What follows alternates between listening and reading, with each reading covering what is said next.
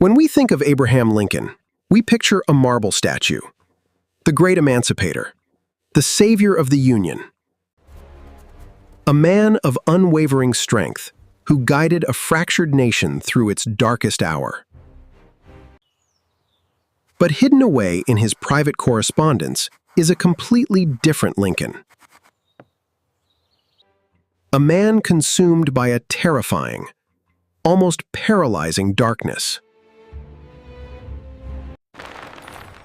This is the story of Abraham Lincoln's lifelong battle with profound clinical depression. In the 19th century, depression was called melancholy. It wasn't fully understood as a medical condition. That's right. Lincoln's struggle with melancholy began long before he entered the White House. In quiet moments of reflection, the mind finds the strength to see a brighter tomorrow. He became dangerously suicidal. His friends formed a suicide watch, taking away his knives and razors.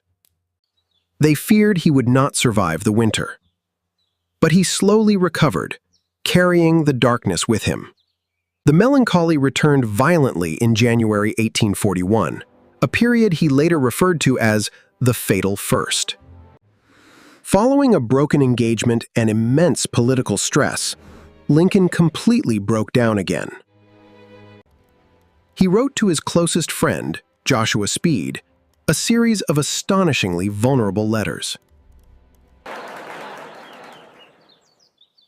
In quiet moments, he looked toward a bright and hopeful future.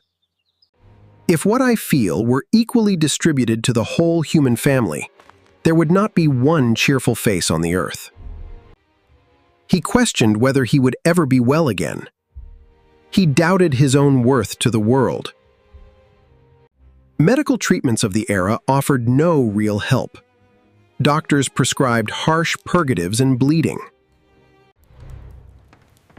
With the coming of spring, he embraced a powerful new perspective for a bright future. He concluded that the only way to endure his suffering was to attach his life to a massive, meaningful purpose. He threw himself into politics and law. His ambition became the anchor that kept him alive. He fought for the future he envisioned.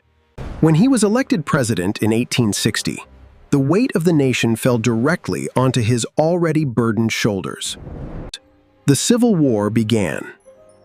The casualty lists grew from thousands to tens of thousands. Lincoln rarely slept. He paced the halls of the White House at all hours of the night. Then, in 1862, his beloved 11-year-old son, Willie, died of typhoid fever. The grief was utterly overwhelming. His wife, Mary, was entirely inconsolable. Lincoln, already battling the immense stress of a failing war, was pushed to the absolute breaking point. He locked himself away. He reportedly spent time sitting in the cemetery near his son's tomb.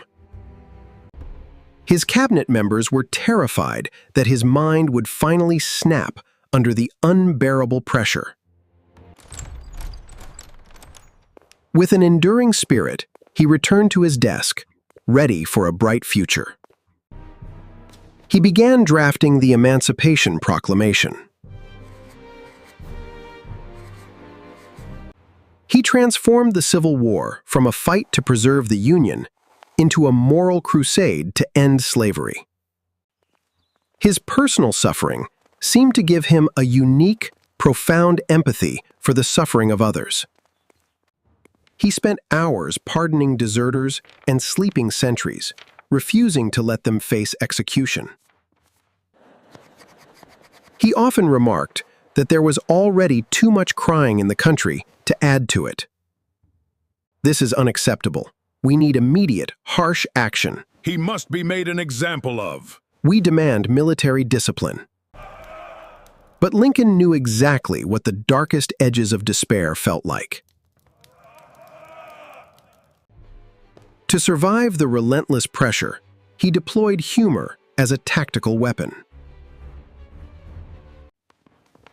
In moments of deep focus, He would share joyful stories to brighten the mood.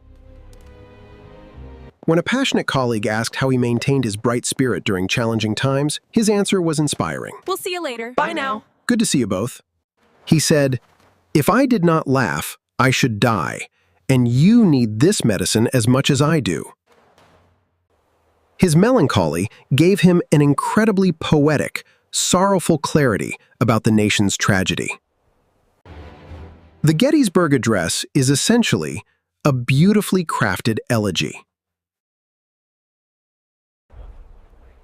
It is the speech of a man fully acquainted with profound grief, desperately searching for meaning. By the end of the war, the physical toll on his body was shocking. He had aged 20 years in 4.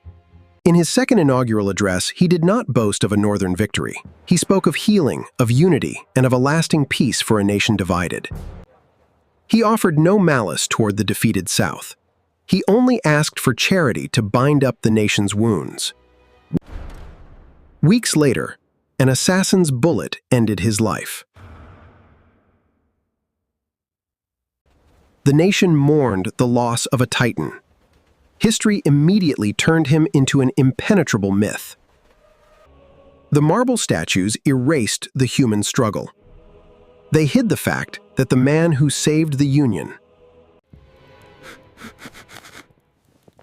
He was a man who barely survived his own mind.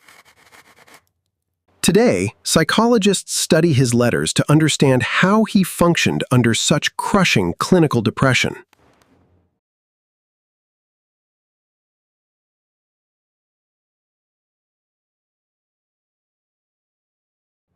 They find the extraordinary resilience of a leader who forged his immense empathy out of his own despair. His melancholy did not destroy him.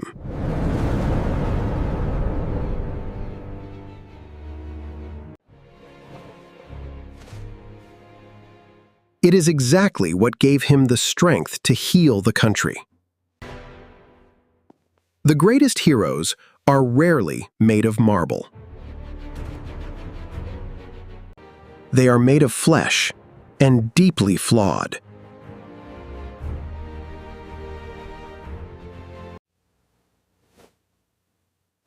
If these stories matter to you, help us keep them alive.